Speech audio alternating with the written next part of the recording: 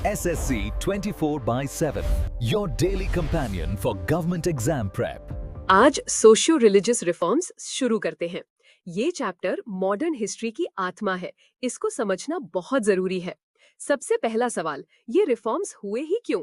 Background ये था कि हमारी 19th सेंचुरी सोसाइटी में बहुत सारी सोशल इविल्स यानी कुरीतियां फैली हुई थी, जैसे कि अनटचेबिलिटी, छुआछूत, पॉलीगमी, एक से ज्यादा शादी और चाइल्ड मैरिजेस, बाल विवाह नॉर्मल थे। पढ़ाई लिखाई छोड़कर लोग अंधविश्वास में फंसे थे। औरत का दर्जा बहुत गिर गया था और विधवा पुनर्विवाह अलाउड ही नहीं था।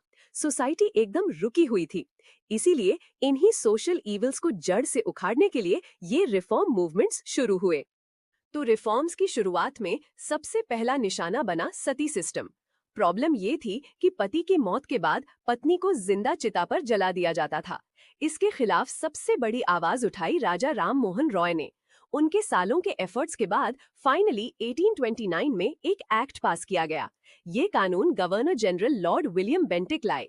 तो रॉय के प्रयास और बेंटिक के कानून से 1829 में ये घिनौनी प्रथा अबॉलिश यानी खत्म कर दी गई। ये इंडिया के सोशल रिफॉर्म की पहली बड़ी जीत थी। सती बंद होने के बाद अगली समस्या थी विधवाओं की। उनकी लाइफ नरक थी और उन्हें फिर से शादी करने की इजाजत नहीं थी। इस मामले में हीरो थे ईश्वर चंद्र विद्यासागर। उन्होंने शास्त्रों से प्रूफ किया कि विधवा विवाह गलत नहीं है। उनके जबरदस्त एफर्ट्स के बाद 1856 में विडो रीमैरिज एक्ट पास हो गया। इसने विधवाओं को कानूनी अधिकार दिया। तो सती के लिए रॉय और विडो रीमैरिज के लिए विद्यासागर का नाम हमेशा याद रखना।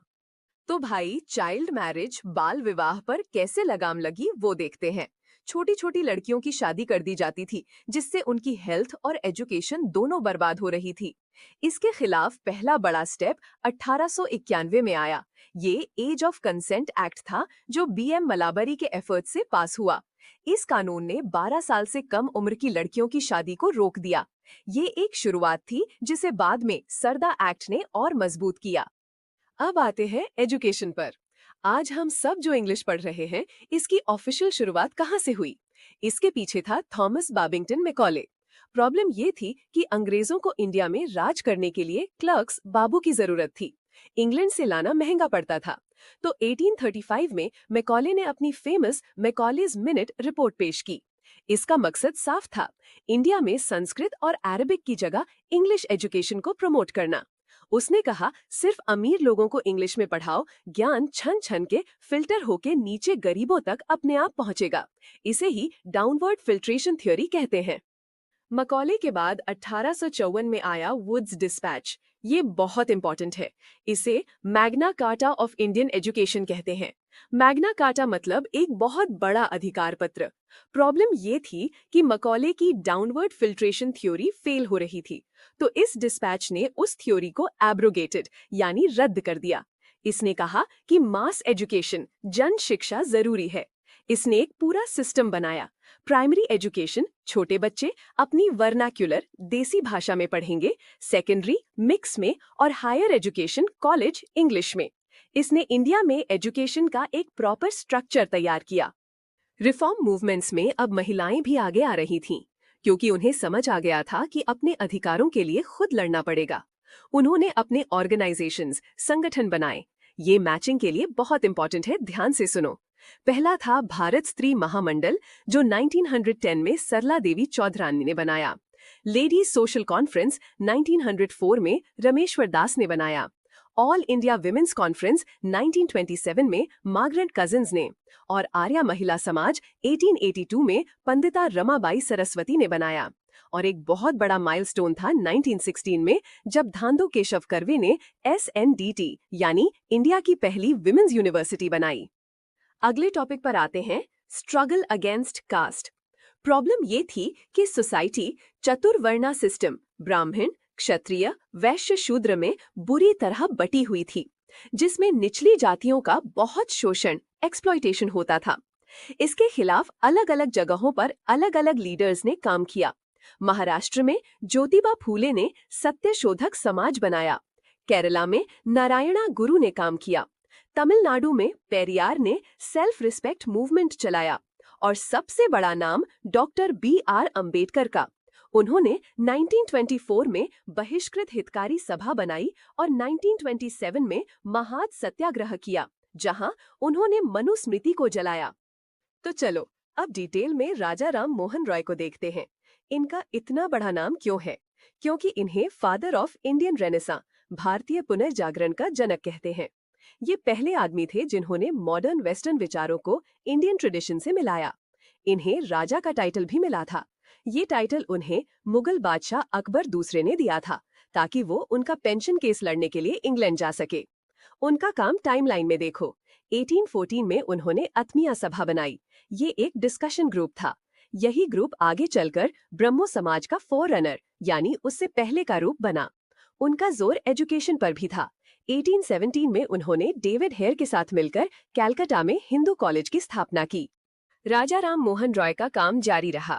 1817 में हिंदू कॉलेज के बाद उन्होंने 1825 में वेदांता कॉलेज खोला। यहाँ वो इंडियन और वेस्टर्न लर्निंग दोनों को पढ़ाना चाहते थे। फिर आया सबसे बड़ा साल 1828। इस साल उन्होंने ब्रह्मो सभा बनाई, जिसका नाम बाद में ब्रह्मो समाज पड़ गया। ये एक ऐसा संगठन था जो आइडल वर्शिप, पॉलीथियज्म और चाइल्ड मैरिज के सख्त खिलाफ था। ये सिर्फ एक ईश्वर को मानते थे। उन्होंने अपने विचार अपने राइटिंग्स यानी लेखों से फैलाए। उनकी किताबें गिफ्ट टू मोनोथियज्म और द प्रीसेप्ट्स ऑफ जीसस बहुत फेमस है। उनके 2 अखबार भी थे, बंगाली में संवाद कौमुदी और पर्शियन में मिरातुल अखबार। राजा राम मोहन रॉय के बाद ब्रह्मो समाज को देवेंद्रनाथ टैगोर, रविंद्रनाथ के पिता ने संभाला। लेकिन 1866 में ये समाज टूट गया, क्योंकि देवेंद्रनाथ टैगोर और केशव चंद्र सेन के बीच मतभेद हो गए। टैगोर थोड़े कंजर्वेटिव थे, जबकि सेन ज्यादा रेडिकल थे। इसलिए 1866 में 2 ग्रुप बन गए।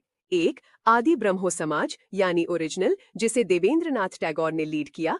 2 ब्रह्मो समाज ऑफ इंडिया, जिसे केशव चंद्र सेन ने लीड किया। कहानी यहाँ खत्म नहीं हुई। सेन ने अपनी कम उम्र बेटी की शादी करके चाइल्ड मैरिज के खिलाफ बनाए अपने ही रूल तोड़ दिए। इससे नाराज होकर उनके फॉलोअर्स ने 1878 में एक और नया ग्रुप बनाया, साधारण ब्रह्मो समाज, जिसके लीडर आनंद मोहन बोस बने। चलो अब कुछ और मूवमेंट्स देखते हैं। Young Bengal movement 1820s Henry Vivian Derozio ने शुरू किया। ये हिंदू कॉलेज में एक यंग टीचर थे। उन्होंने अपने स्टूडेंट्स को रैडिकल थिंकिंग यानी क्रांतिकारी विचार दिए, फ्रेंच रेवोल्यूशन से इंस्पायर होके। ये लोग हर पुरानी प्रथा को चैलेंज करते थे।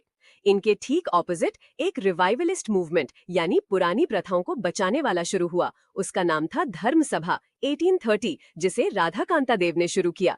ये लोग रिफॉर्म्स के सख्त खिलाफ थे और सती प्रथा को सपोर्ट करते थे। इनके अलावा बॉम्बे में परमहंसा मंडली 1849 बनी, जिसे दादोबा पांडुरंग ने बनाया। ये लोग कास्ट रूल्स के खिलाफ थे। कुछ और मूवमेंट्स देखते हैं। महाराष्ट्र में 1867 में प्रार्थना समाज शुरू हुआ। इसे आत्माराम पंडुरंग ने शुरू किया। बाद में MG रनाडे और RG भंडारकर जैसे बड़े लोग इससे जुड़े। ये ब्रह्मो समाज जैसा ही था, लेकिन कम रैडिकल था, थोड़ा मॉडरेट था। अब आते हैं इस्लामिक रिफॉर्म्स पर। देवबंद मूवमेंट 1866 यूपी के सहारनपुर में शुरू हुआ। ये एक ऑर्थोडॉक्स कट्टरपंथी रिवाइवलिस्ट मूवमेंट था। इसका काम था मुसलमानों को उनका असली शुद्ध इस्लाम सिखाना। ये अलीगढ़ मूवमेंट के मॉडर्निज्म के खिलाफ था। वैसे ही सिख धर्म में भी सुधार के लिए सिंह सभा मूवमेंट 1870 अमृतसर में शुरू हुआ। इसका मेन एम उद्देश्य सिख धर्म को उसके असली रूप में रिवाइव करना और क्रिश्चियन मिशनरीज के कन्वर्जन को रोकना था। अब एक बहुत इंपॉर्टेंट समाज देखते हैं, सत्यशोधक समाज 1873। इसे ज्योतिबा फूले ने महाराष्ट्र में शुरू किया। ये लोअर कास्ट मूवमेंट था, खासकर ब्राह्मणवाद और कास्ट डिस्क्रिमिनेशन यानी जाति भेदभाव के खिलाफ। ज्योतिबा फूले खुद माली यानी गार्डनर कम्युनिटी से आते थे। उनका सबसे बड़ा हथियार था एजुकेशन। 1848 में उन्होंने अपनी पत्नी सावित्री फूले के साथ मिलकर पुणे में लड़कियों के लिए इंडिया का पहला स्कूल खोला। सावित्री फूले को इंडिया की पहली फीमेल टीचर माना जाता है। उन्होंने विधवाओं के लिए घर विडो होम भी खोला। उनकी सबसे फेमस किताब का नाम गुलामगिरी है, जो उन्होंने अमेरिकन स्लेवरी से कंपेयर करके इंडिया के कास्ट सिस्टम पर लिखी थी। अब आते हैं एक और बड़े रिवाइवलिस्ट मूवमेंट पर, आर्य समाज 1875। इसे स्वामी दयानंद सरस्वती ने बनाया। उनका असली नाम मूल शंकर था। पहला यूनिट बॉम्बे में खुला, लेकिन इसका मेन सेंटर बाद में लाहौर बन गया। उनका मेन नारा था गो बैक टू वेदास, वेदों की ओर लौटो। उनका मानना था कि असली ज्ञान वेदों में है और बाद की सारी प्रथाएं जैसे मूर्ति पूजा और जाति पाति सब पाखंड है। इसीलिए वो आइडल वर्शिप, मूर्ति पूजा के सख्त खिलाफ थे और एक कास्टलेस, जाति रहित सोसाइटी चाहते थे।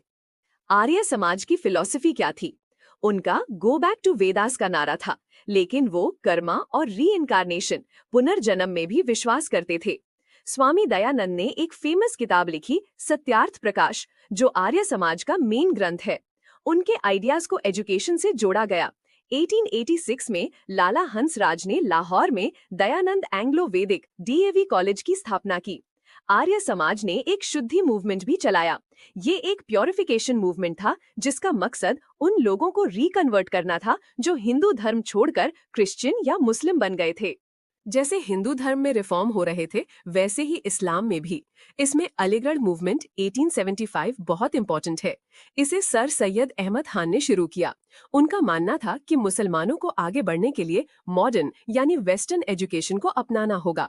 इसके लिए उन्होंने 1875 में मोहम्मदन एंग्लो ओरिएंटल माओ कॉलेज की स्थापना की, जो 1920 में अलीगढ़ मुस्लिम यूनिवर्सिटी AMU बना। ये मूवमेंट मॉडर्निज्म और अंग्रेजों के साथ कोऑपरेशन पर बेस्ड था।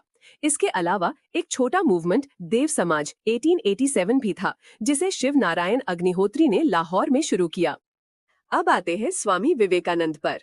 इनका असली नाम नरेंद्रनाथ दत्ता था। इनका बर्थडे 12 जनवरी हम नेशनल यूथ डे के रूप में मनाते हैं। उन्होंने रामकृष्ण मूवमेंट शुरू किया। उनकी फिलॉसफी आर्य समाज से अलग थी। स्वामी दयानंद आर्य समाज मूर्ति पूजा के खिलाफ थे, लेकिन स्वामी विवेकानंद आइडल वर्शिप, मूर्ति पूजा में मानते थे। उनका कहना था कि मूर्ति एक साधन है, एक सिंबल है उस परमात्मा तक पहुंचने का। ये उनकी फिलॉसफी का एक बड़ा डिफरेंस था। स्वामी विवेकानंद की कुछ और बातें हैं। उनकी फेमस किताबें हैं राजा योग और कर्म योग। उनका सबसे बड़ा मोमेंट 1893 में आया। उन्होंने चिकागो में वर्ल्ड पार्लियामेंट ऑफ रिलीजन्स में एक जबरदस्त स्पीच दी। उन्होंने sisters and brothers of America कहकर शुरुआत की और पूरी दुनिया को हिंदू फिलॉसफी, वेदांता की ताकत दिखाई। उनका मेन मैसेज था कि वेस्ट, अमेरिका, यूरोप मटेरियलिज्म यानी भौतिकवाद में आगे है और ईस्ट, इंडिया स्पिरिचुअलिज्म यानी आध्यात्म में। दोनों को एक दूसरे से सीखना चाहिए। बाद में 1897 में उन्होंने अपने गुरु की याद में रामकृष्ण मिशन की स्थापना की। तो रामकृष्ण मिशन 1897 विवेकानंद ने शुरू किया। उनके गुरु कौन थे? उनके गुरु थे रामकृष्ण परमहंसा। उनका असली नाम था गदाधर चट्टोपाध्याय और वो कैलकाटा के काली मंदिर में पुजारी थे। मिशन का HQ बेलूर मठ, हावड़ा में है।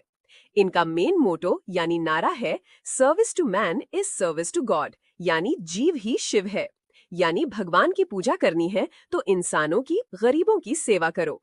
इससे हटकर छत्तीसगढ़ में एक सतनामी मूवमेंट 1820s भी चला था।